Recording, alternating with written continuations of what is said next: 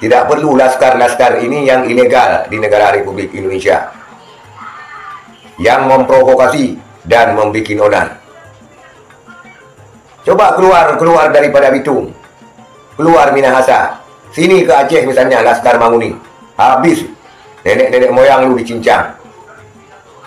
Tapi karena orang Aceh ataupun orang Muslim di Indonesia itu tidak bersengketa dengan agama lain, sehingga agama-agama lain bisa hidup tenang.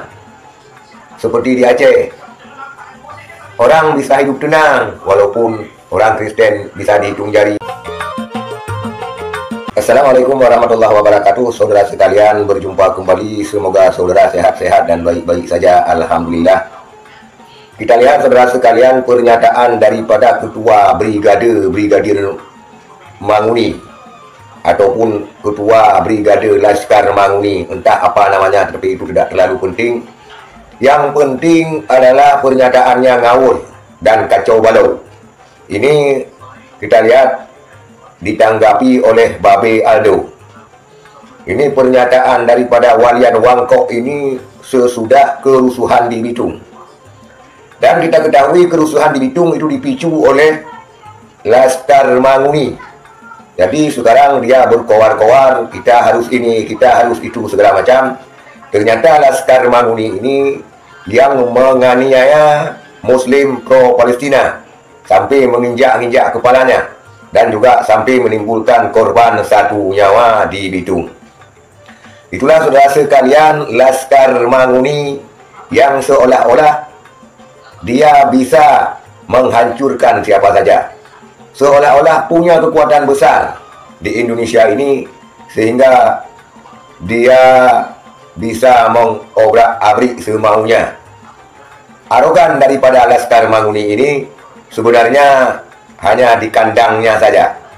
Kita ketahui di kantong-kantong seperti Minahasa dan kantong-kantong orang Kristen. Lagipun apa urusannya Laskar Manguni yang katanya menjaga gereja, menjaga jemaat, lantas menyerang Muslim pro-Palestina? Ini kalau di tempat-tempat yang lainnya, kalau ulah-ulah seperti Laskar Manguni ini sudah remuk, hancur, dihancur sehancur-hancurnya oleh massa. Karena kita ketahui amannya orang minoritas ini karena ada toleransi daripada kaum mayoritas. Kaum mayoritas cukup toleransi.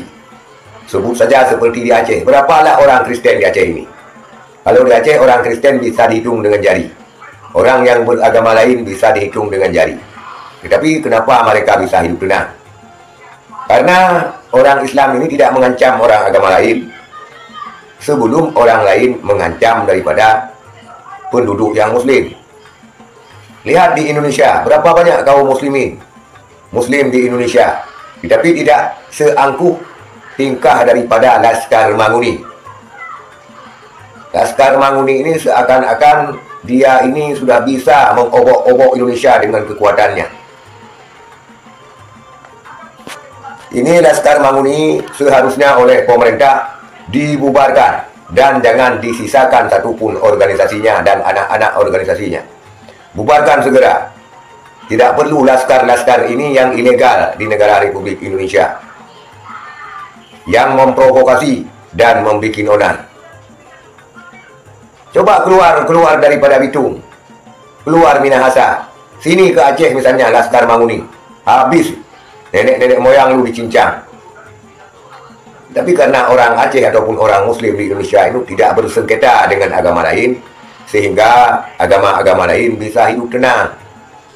Seperti di Aceh, orang bisa hidup tenang, walaupun orang Kristen bisa dihitung jari, agama lain bisa dihitung jari seperti di kota Banda Aceh. Tapi aman-aman saja, karena mereka tidak bikin ulah dan tidak memfitnah atau bikin gaduh terhadap penduduk Muslim yang ada di Aceh.